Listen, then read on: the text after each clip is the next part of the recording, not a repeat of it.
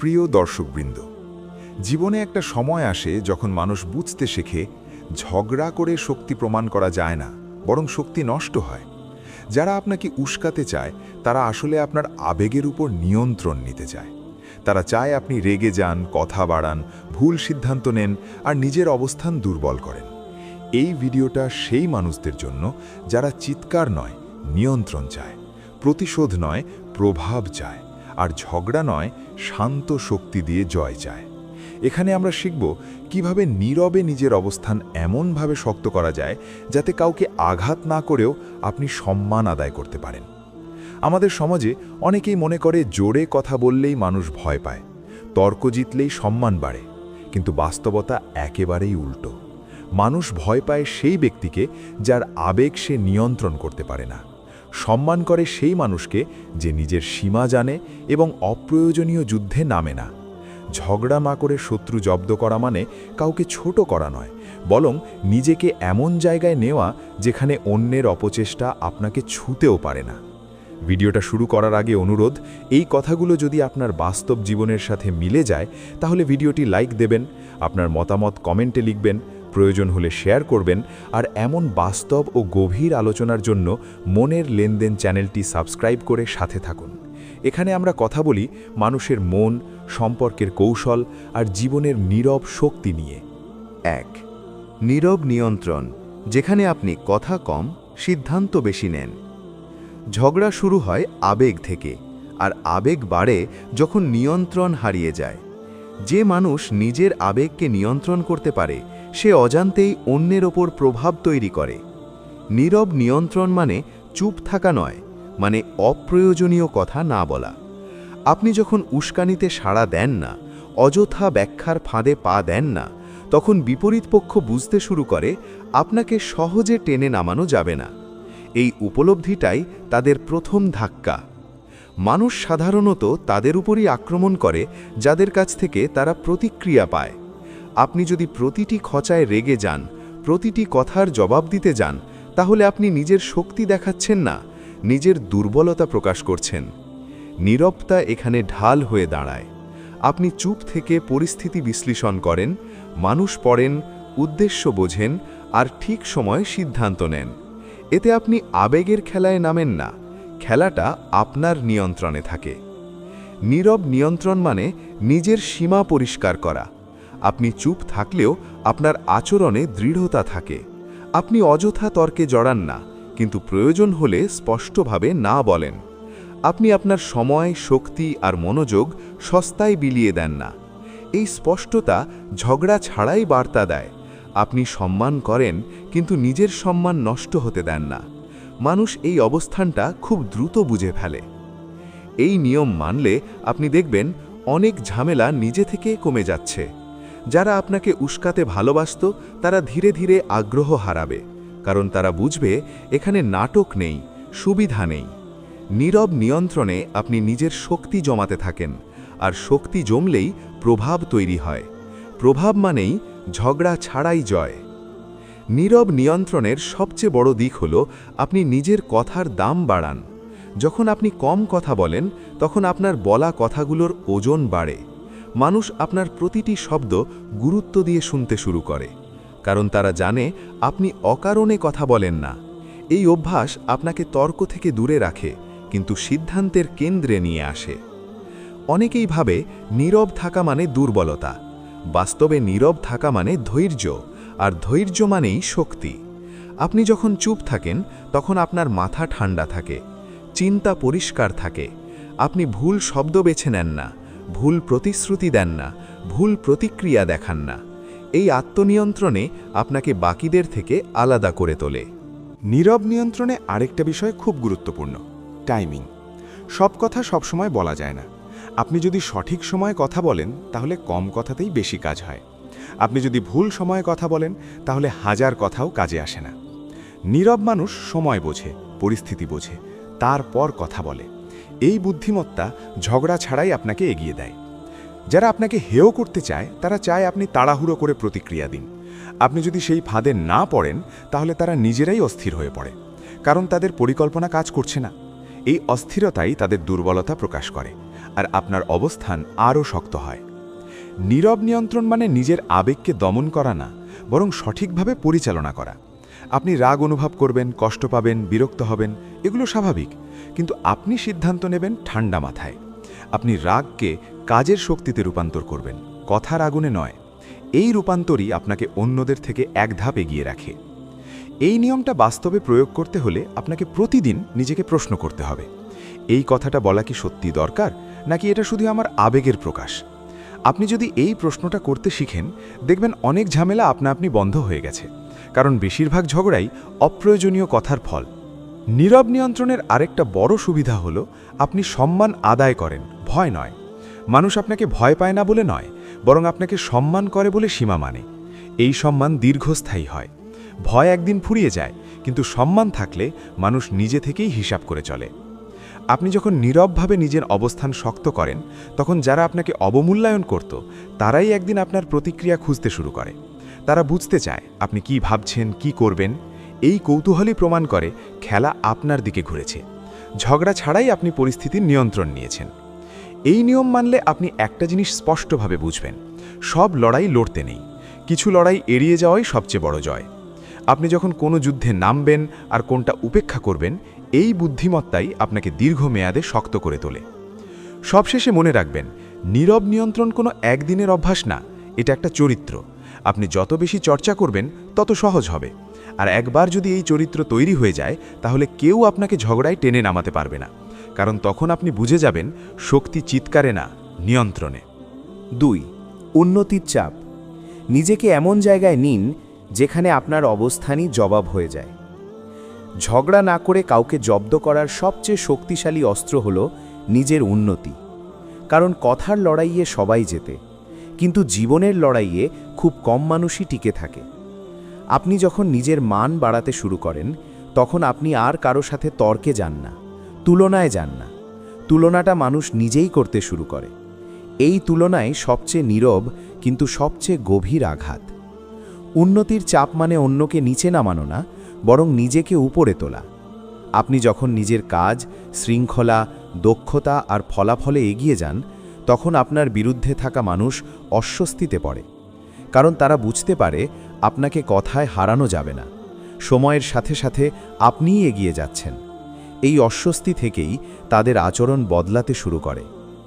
বেশিরভাগ মানুষ ঝগড়া করে কারণ তাদের হাতে ফলাফল নেই। যারা ফলাফল তৈরি করে, তারা চুপচাপ কাজ করে যায়। আপনি যদি সত্যিই কাউকে মানসিকভাবে চাপে ফেলতে চান, তাহলে নিজের রুটিন ঠিক করুন। প্রতিদিন এমন কিছু করুন যা আপনার ভবিষ্যৎকে শক্ত করে। এই ধারাবাহিক উন্নতি আপনার সবচেয়ে বড় জবাব। উন্নতির চাপ কাজ করে কারণ মানুষ তুলনা করতে ভালোবাসে। আপনি যখন আগের চেয়ে শান্ত, আগের চেয়ে গুছানো, আগের চেয়ে আত্মবিশ্বাসী হয়ে উঠবেন, তখন যারা আপনাকে ছোট করত, তারা নিজের অজান্তেই নিজেকে আপনার সাথে তুলনা করবে। আর এই তুলনায় তারা হারতে শুরু করলে ভেতরে ভেতরে ভাঙতে থাকে। এই নিয়মের সবচেয়ে বড় দিক হলো, এখানে আপনাকে কিছু প্রমাণ করতে হয় না। আপনি কাউকে দেখিয়ে দেখিয়ে কিছু করেন না। আপনি শুধু নিজের কাজটা করেন। সময় মতো ঘুমান, সময় মতো শিখেন, সময় মতো কাজ শেষ করেন। এই শৃঙ্খলাই আপনাকে এমন অবস্থানে নিয়ে যায় যেখানে আপনার উপস্থিতি প্রশ্নের উত্তর হয়ে দাঁড়ায়। অনেকেই ভাবে উন্নতি মানে শুধু টাকা বা পদ। না, উন্নতি মানে মানসিক স্থিরতা, সিদ্ধান্তে দৃঢ়তা, কথায় পরিমিতি। আপনি যখন আর সস্তা উত্তেজনায় ভাঙেন না, তখনই মানুষ বুঝতে পারে আপনি বদলে গেছেন। এই বদলটাই তাদের সবচেয়ে বেশি নাড়া দেয়। উন্নতির চাপ তৈরি করতে হলে আপনাকে প্রথমে নিজের সময়ের মূল্য বুঝতে হবে। যারা ঝগড়া করে তারা সময় নষ্ট করে, আর যারা সময় বাঁচায় তারা ভবিষ্যৎ গড়ে। আপনি যখন অপ্রয়োজনীয় আলোচনা, গসিপ আর অভিযোগ থেকে দূরে থাকবেন, তখন সেই সময়টা নিজেকে তৈরি করতে ব্যবহার করবেন। এই ব্যবধানটাই একদিন বিশাল পার্থক্য তৈরি করবে। এই পথে চলতে গেলে আপনি একা হবেন, কারণ উন্নতির পথে ভিড় থাকে না। সবাই আরামে থাকতে চায়, খুব কম মানুষ নিজেকে শাসন করতে চায়। আপনি যখন নিজের ওপর নিয়ম চাপাবেন, তখন অনেকেই আপনাকে বিরক্তিকর বলবে, কিন্তু মনে রাখবেন, যারা আপনাকে আজ বিরক্তিকর বলছে, কাল তারাই আপনাকে গুরুত্ব দেবে। উন্নতির চাপ নীরবে কাজ করে।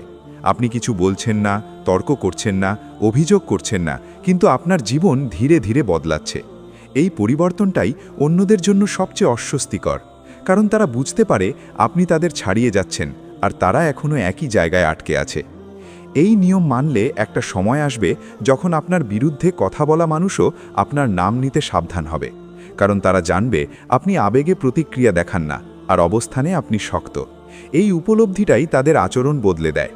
উন্নতির চাপ মানে নিজের ভিতরে এমন একটা মান তৈরি করা যেখানে আপনি নিজেই নিজের প্রতিদ্বন্দ্বী। আপনি আজকে নিজেকে গতকালের সাথে তুলনা করবেন, অন্য কারো সাথে না। এই মানসিকতা আপনাকে শান্ত রাখবে, কিন্তু ভেতরে ভেতরে খুব শক্ত করে তুলবে। মানুষ অনেক সময় ভাবে আমি চুপচাপ থাকলে মানুষ আমাকে গুরুত্ব দেবে না।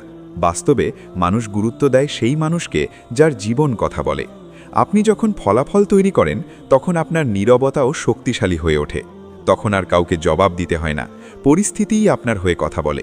এই নিয়মের সবচেয়ে সুন্দর দিক হলো এখানে কারো ক্ষতি নেই। আপনি কাউকে অপমান করছেন না, কাউকে ছোট করছেন না, আপনি শুধু নিজের জায়গা শক্ত করছেন। আর নিজের জায়গা শক্ত হলে অন্যরা নিজে থেকেই হিসাব করে চলে। একটা সময় আসবে যখন যারা আপনাকে উস্কাতে চাইতো তারা আপনার মনোযোগ চাইবে। তারা বুঝতে চাইবে আপনি কিভাবে এত শান্ত, এত স্থির। এই মুহূর্তটাই প্রমাণ করে আপনি ঝগড়া না করেই জিতে গেছেন। সবশেষে মনে রাখবেন, উন্নতির চাপ তাৎক্ষণিক ফল দেয় না, এটা ধীরে ধীরে কাজ করে, কিন্তু একবার কাজ শুরু করলে থামে না। আপনি যদি প্রতিদিন একটু একটু করে নিজেকে উন্নত করেন, তাহলে একদিন এমন জায়গায় পৌঁছবেন যেখানে শত্রু মানে শুধু অতীতের স্মৃতি। 3. সীমা ও নীতির শক্তি। যেখানে আপনি ভদ্র কিন্তু কখনোই সহজ নন। ঝগড়া না করে কাউকে জব্দ করার সবচেয়ে স্থায়ী কৌশল হল স্পষ্ট সীমা আর অটল নীতি। সীমা মানে দেওয়াল তোলা নয়, সীমা মানে জানিয়ে দেওয়া কোথায় থামতে হবে। আপনি যখন নিজের নীতি ঠিক করেন এবং তা নীরবে মেনে চলেন, তখন আপনার চারপাশের মানুষ খুব দ্রুত বুঝে যায় এখানে বাড়াবাড়ি চলবে না। এই বোঝাপড়াই ঝগড়া ছাড়াই শক্ত অবস্থান তৈরি করে। সীমা না থাকলে মানুষ পরীক্ষা করে, একটু কথা বাড়ায়, একটু সময় নেয়, একটু অসম্মান করে দেখে আপনি কত দূর মেনে নেন। আপনি যদি প্রতিবারই ছাড় দেন, তাহলে ছাড়টাই আপনার পরিচয় হয়ে যায়। কিন্তু আপনি যদি ভদ্র থেকেও স্পষ্ট থাকেন, তাহলে মানুষ হিসাব করে চলে, কারণ তারা জানে এখানে সুবিধা নেই কিন্তু সম্মান আছে। নীতির শক্তি আসে ধারাবাহিকতা থেকে। আজ এক কথা, কাল আরেক কথা, এতে কেউ আপনাকে গুরুত্ব দেয় না। আপনি যদি আজ না বলেন, কালও না থাকুন। আপনি যদি আজ কোনো আচরণ মেনে না নেন, কালও যেন সেটা মেনে না নেন। এই ধারাবাহিকতাই মানুষকে শেখায় আপনার সাথে কোথায় সীমা। আর সীমা শেখা মানেই ঝগড়া কমে যাওয়া। ভদ্রতা আর দুর্বলতার পার্থক্য এখানেই। ভদ্র মানুষ কথা কম বলে কিন্তু সিদ্ধান্তে দৃঢ় থাকে। দুর্বল মানুষ কথা বেশি বলে কিন্তু সিদ্ধান্ত বদলায়। আপনি যদি ভদ্র হয়ে নিজের নীতি ধরে রাখেন, তাহলে কেউ আপনাকে হালকা করে নেবে না, কারণ মানুষ সিদ্ধান্তের ওজন দেখে, কথার জোর নয়। এই নিয়ম মানতে গেলে প্রথমে অস্বস্তি হবে, কারণ আপনি এতদিন যা মেনে নিয়েছেন হঠাৎ করে তা আর মেনে নেবেন না। কিছু মানুষ বিরক্ত হবে, কিছু মানুষ দূরে যাবে, কিন্তু মনে রাখবেন, যারা আপনার সীমা মানতে পারে না তারা আপনার জায়গায় থাকার যোগ্য না। এই বাছাইটাই আপনার মান বাড়ায়। সীমা ঠিক করার মানে ঝগড়া করা না। আপনি শান্তভাবে বলেন আপনি কি চান আর কি চান না। আপনি ব্যাখ্যার পাহাড় বানান না, অজুহাত দেন না। আপনি সংক্ষিপ্ত, স্পষ্ট আর সম্মানজনক থাকেন। এই ভঙ্গিটাই সবচেয়ে শক্তিশালী, কারণ এতে আবেগ নেই কিন্তু দৃঢ়তা আছে। অনেকেই ভাবে সীমা মানে কঠোর হওয়া, বাস্তবে সীমা মানে পরিষ্কার হওয়া। আপনি যখন পরিষ্কার থাকেন তখন ভুল বোঝাবুঝি কমে, আর ভুল বোঝাবুঝি কমলেই ঝগড়ার সুযোগ কমে যায়। আপনি কথা বাড়ান না, কিন্তু প্রয়োজন হলে থামান। এই ভারসাম্যই আপনাকে আলাদা করে। নীতির শক্তি তখনই কাজ করে যখন আপনি নিজের সাথে সৎ থাকেন। আপনি যদি নিজের নীতি নিজেই ভাঙেন, তাহলে অন্যরা কেন মানবে? আপনি যদি আজ যে আচরণে আপত্তি জানান, কাল সেই আচরণেই সুবিধা নেন, তাহলে আপনার কথার দাম থাকবে না। নীতি মানে সুবিধা দেখলে বদলানো না, বরং সুবিধা ছাড়লেও ধরে রাখা। এই পথে চলতে গেলে আপনি লক্ষ্য করবেন মানুষ আপনার সামনে কথা মাপতে শুরু করেছে। আগে যে কথা বলা হতো এখন তা আর বলা হচ্ছে না। আগে যে আচরণ চলতো এখন তা থেমে গেছে।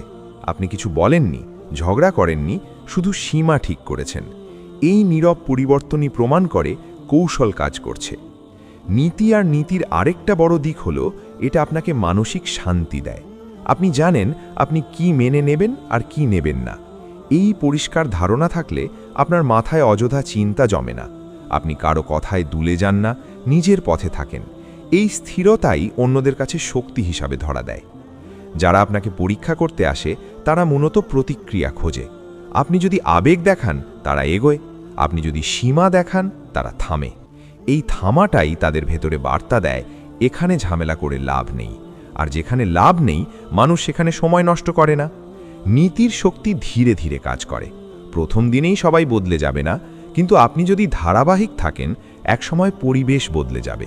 মানুষ শিখে নেবে আপনার সাথে কিভাবে কথা বলতে হয়, কিভাবে আচরণ করতে হয়। এই শেখাটাই ঝগড়া ছাড়াই জব্দ করা। এই নিয়ম মানলে আপনি আর কাউকে প্রমাণ করতে যাবেন না। আপনি জানবেন আপনি কোথায় দাঁড়িয়ে আছেন। এই আত্মবিশ্বাস আপনার কথায় নয়, আপনার আচরণে প্রকাশ পাবে। আর আচরণ যখন শক্ত তখন শব্দের দরকার পড়ে না। সীমা আর নীতি আপনাকে একা করতে পারে, কিন্তু দুর্বল করে না, বরং এটা আপনাকে সঠিক মানুষের কাছে নিয়ে যায়। যারা আপনার সীমা মানে তারাই আপনার পাশে থাকে, আর যারা মানে না তারা নিজে থেকেই সরে যায়। এই প্রাকৃতিক ছাঁকনিটাই জীবনের ভার হালকা করে। এই কৌশল প্রয়োগের সময় মনে রাখবেন, আপনি কাউকে শাস্তি দিচ্ছেন না, আপনি নিজেকে রক্ষা করছেন। এই দৃষ্টিভঙ্গি রাখলে আপনি কঠোর হবেন না, কিন্তু দৃঢ় থাকবেন। দৃঢ়তা মানুষ সম্মান করে, কঠোরতা মানুষ ভয় পায়। সম্মান দীর্ঘস্থায়ী, ভয় নয়। একসময় আপনি বুঝবেন আপনি আর আগের মতো ব্যাখ্যা দেন না, অজুহাত বানান না। আপনি যা বলেন সেটাই শেষ কথা। এই স্পষ্টতাই আপনার পরিচয় হয়ে দাঁড়ায়। তখন যারা আপনাকে অবমূল্যায়ন করত তারাই সাবধান হয়ে যায়। সীমা আর নীতির শক্তি মিলেই এমন এক অবস্থান তৈরি করে যেখানে ঝগড়ার দরকার পড়ে না, কারণ খেলাই শুরু হয় না। আপনি আগেই নিয়ম ঠিক করে দিয়েছেন, আর যে খেলায় নিয়ম আপনার, সেখানে জয়ও আপনার দিকেই থাকে। সীমা ও নীতিকে বাস্তবে ধরে রাখা সবচেয়ে কঠিন হয় তখনই যখন আবেগ জড়িয়ে পড়ে। কেউ যখন আপনাকে ইচ্ছাকৃতভাবে আঘাত করে, অসম্মান করে বা আপনাকে ছোট দেখাতে চায়, তখন প্রতিক্রিয়া দেখানোর ইচ্ছা খুব স্বাভাবিক। কিন্তু ঠিক এই মুহূর্তেই আপনার নীতির পরীক্ষা হয়। আপনি যদি তখনও শান্ত থাকেন, নিজের সিদ্ধান্তে অটল থাকেন, তাহলে আপনি প্রমাণ করেন আপনার নিয়ন্ত্রণ বাইরের কারো হাতে নয়। অনেক সময় মানুষ সীমা ভাঙে কারণ তারা দেখে আপনি শেষ পর্যন্ত সব মেনে নেন। আপনি যদি একবার স্পষ্টভাবে দেখিয়ে দেন এই জায়গার পরে আর নয়, তাহলে পরের বার তারা 10 বার ভাববে। এই ভাবনাটাই আপনার আসল জয়, কারণ আপনি কাউকে চুপ করাননি, বরং তাদের ভেতরে হিসাব ঢুকিয়ে দিয়েছেন। নীতির শক্তি তখন আরও স্পষ্ট হয় যখন আপনি কাউকে বিশেষ সুবিধা দেন না। পরিচয়, সম্পর্ক বা পুরনো ইতিহাস কিছুই যেন আপনার নীতিকে বদলাতে না পারে। আপনি সবার জন্য একই নিয়ম রাখেন। এই সমতা মানুষকে বোঝায় এখানে ব্যক্তিগত আবেগ নয়, ব্যক্তিত্ব কাজ করে। এই ব্যক্তিত্বটাই আপনাকে শক্ত করে তোলে। সীমা ধরে রাখার একটা বড় দিক হলো আপনি অকারণে নিজেকে ব্যাখ্যা করেন না। আপনি যদি প্রতিটি সিদ্ধান্তের পেছনে গল্প বানাতে যান, তাহলে মানুষ সেই গল্পের ফাঁক খুঁজবে। কিন্তু আপনি যদি সংক্ষেপে শান্তভাবে নিজের অবস্থান জানান, তাহলে তর্কের জায়গা থাকে না। আপনার কম কথাই তখন বেশি কাজ করে। এই নিয়ম মানলে আপনি লক্ষ্য করবেন মানুষ আপনার সামনে ধীরে কথা বলা শুরু করেছে। তারা আগে যেমন খোঁচা দিত তেমন আর দেয় না, কারণ তারা বুঝে গেছে আপনি আবেগে ভাঙেন না আর নীতিতে ছাড় দেন না। এই বোঝাপড়াই ঝগড়া ছাড়াই পরিবেশ বদলে দেয়। অনেকেই ভাবে সীমা মানে দূরত্ব তৈরি করা। আসলে সীমা মানে সম্পর্ককে সুস্থ রাখা। আপনি যখন নিজের সীমা জানেন, তখন আপনি অন্যের সীমাকেও সম্মান করতে শিখেন। এই পারস্পরিক সম্মান থেকেই সম্পর্কের ভারসাম্য তৈরি হয়। আর যেখানে ভারসাম্য আছে, সেখানে ঝগড়ার প্রয়োজন পড়ে না। নীতির শক্তি আপনাকে ভেতর থেকে স্থির করে। আপনি আর অন্যের কথায় দুলে যান না। কেউ কি ভাবল, কি বলল, এগুলো আপনার সিদ্ধান্ত নির্ধারণ করে না। আপনি জানেন আপনি কেন যা করছেন। এই স্পষ্টতা থাকলে মানুষ আপনাকে সহজে প্রভাবিত করতে পারে না। এই পথে চলতে চলতে আপনি একটা জিনিস স্পষ্টভাবে বুঝবেন, সবাই আপনার বন্ধু হতে পারে না। আর এটা ঠিকই আছে। যারা আপনার সীমা মানে না, তারা ধীরে ধীরে নিজে থেকেই দূরে সরে যাবে। এই দূরত্ব ক্ষতি না, বরং পরিষ্কার হওয়া। এতে আপনার চারপাশ হালকা হয়, মন শান্ত থাকে। একটা সময় আসে যখন আপনার আর নিজেকে প্রমাণ করার দরকার হয় না। আপনার নীরব উপস্থিতিই যথেষ্ট হয়। মানুষ জানে আপনি সহজ নন, কিন্তু ভদ্র। আপনি আঘাত করেন না, কিন্তু সহ্যও করেন না। এই ভারসাম্যটাই সবচেয়ে ভয়ঙ্কর শক্তি, কারণ এর বিরুদ্ধে কাজ করা কঠিন। সীমা ও নীতির সবচেয়ে বড় ফল হল আপনি নিজের সম্মান নিজে ধরে রাখেন। কেউ সেটা দিলে ভালো, না দিলেও আপনার অবস্থান বদলায় না। এই আত্মসম্মানই মানুষকে ভেতর থেকে শক্ত করে, আর ভেতরের শক্তি একবার তৈরি হলে বাহিরের আঘাত তেমন প্রভাব ফেলতে পারে না। এই নিয়ম মানলে যারা একসময় আপনাকে অবহেলা করত, তারাই একদিন আপনার অনুমোদন খুঁজবে। তারা কথা বলার আগে ভাববে, আচরণ করার আগে হিসাব করবে।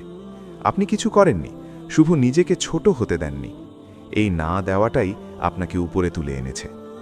সবচেয়ে বড় কথা, সীমা ও নীতির শক্তি আপনাকে শান্ত রাখে। আপনি আর প্রতিদিন ঝগড়া জেতার চিন্তা করেন না, কারণ আপনি জানেন আপনি হারছেন না, আপনি নিজের জায়গায় আছেন। আর নিজের জায়গায় থাকা মানেই অনেক যুদ্ধ আগেই জিতে ফেলা। এই 3টে নিয়ম একসাথে কাজ করলে নীরব নিয়ন্ত্রণ, উন্নতির চাপ আর সীমা ও নীতির শক্তি, তখন ঝগড়া প্রয়োজনই হয় না। কারণ তখন আপনি এমন অবস্থানে থাকেন যেখানে কেউ আপনাকে টেনে নামাতে পারে না। যারা একসময় শত্রু ছিল, তারা তখন শুধু দূরের দর্শক হয়ে যায়। প্রিয় দর্শকবৃন্দ, ঝগড়া করে কেউ বড় হয় না। বড় হয় যে মানুষ নিজেকে নিয়ন্ত্রণ করতে পারে। চিৎকার নয়, চরিত্রই সবচেয়ে বড় অস্ত্র। আপনি যদি নীরবে নিজের অবস্থান শক্ত করেন, তাহলে একদিন দেখবেন আপনাকে জব্দ করার চেষ্টা করা মানুষই নিজে থেকেই হিসাব করে চলছে। এইটাই আসল জয়।